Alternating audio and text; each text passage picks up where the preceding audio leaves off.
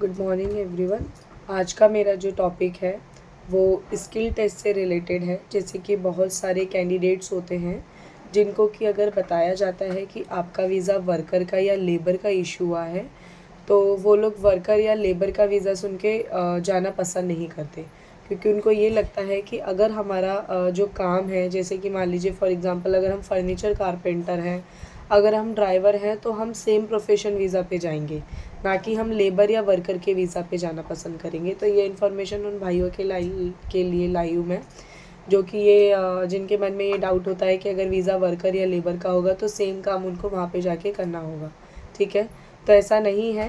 अगर आपसे कहा जा रहा है कि वर्कर का वीज़ा है या लेबर का वीज़ा है तो आप जाने से मना ना करें, क्योंकि अगर आप सेम प्रोफेशन के वीज़ा पे जाने के लिए कहेंगे तो वहाँ से जहाँ जो आपका आरबी है अगर सेम प्रोफेशन का वीज़ा आपको निकाल के देगा तो आपको स्किल टेस्ट कराना होगा, जो कि आज के टाइम में एक मिडिल क्लास फैमिली के लिए स्किल टेस्ट का जो प्राइस है वो अफोर्ड करना मुश्किल हो जाता है, और जिसमें कि बहुत ही कम चांसेस होते हैं कि वो अपना स्किल टेस्ट क्लियर कर पाएँ। ठीक है, तो पहली चीज़ तो ये है कि स्किल टेस्ट कराने के लिए फाइनेंशियली जो स्टेटस है आपका, एक आपको वो देखना होगा।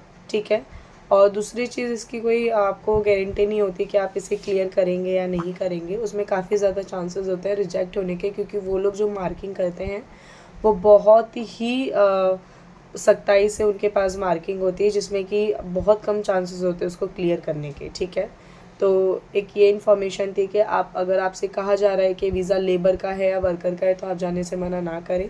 ठीक है, काम आपको वही दिया जाएगा जिस काम के लिए आपने अप्लाई किया है। अगर वीज़ा लेबर वर्कर का आपको दे रहे हैं दैट मीन ये नहीं है कि आप वहाँ जाके वही काम करेंगे। ठीक है, एक एग्रीमेंट कॉन्ट्रैक्ट पीरियड होता है, उसे अच्छे से रीड करें बिफोर फ्लाइट, जब आप फ़्लाइट लेंगे उससे पहले, और वो एग्रीमेंट को रीड करने के बाद ही आप ट्रेवल करें। ठीक है, दूसरी चीज़ मैं आप सबसे ये कहना चाहूँगी कि आजकल लोग बहुत ज़्यादा शिरका और मुसस्सा करते हैं कि शिरके अच्छे होते हैं और मुसस्से में अधिकतर जो है परेशानियाँ उनको देखनी पड़ती है। तो ऐसा कुछ भी नहीं है। ठीक है, शिरके में भी सैलरी पेड होगी और मुसस्से में भी सैलरी पेड होगी।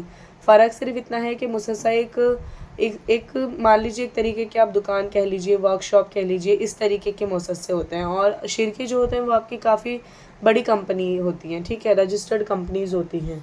ठीक है, तो इसीलिए मैं आपको ये सारी चीज़ें कहना चाह रही हूँ कि कभी भी शिरके या मुसस्से वाली चीज़ों में ना उलझें। ठीक है, पेड दोनों ही आप गल्फ़ जा रहे हैं, पैसे कमाने जा रहे हैं, जो कि आपको शिरके से भी कमाने हैं और मुसस्से से भी कमाने हैं। ठीक है, हाँ, आप ये कह सकते हैं कि मुसस्से में कोई दिक्कत नहीं आनी चाहिए। ठीक है, और टाइम पे पैसे मिलते रहें, और इससे ज़्यादा आपको चाहिए क्या। ठीक है, तो ये बेसिक सी नॉलेज थी जो आज मैंने आपके साथ शेयर की है।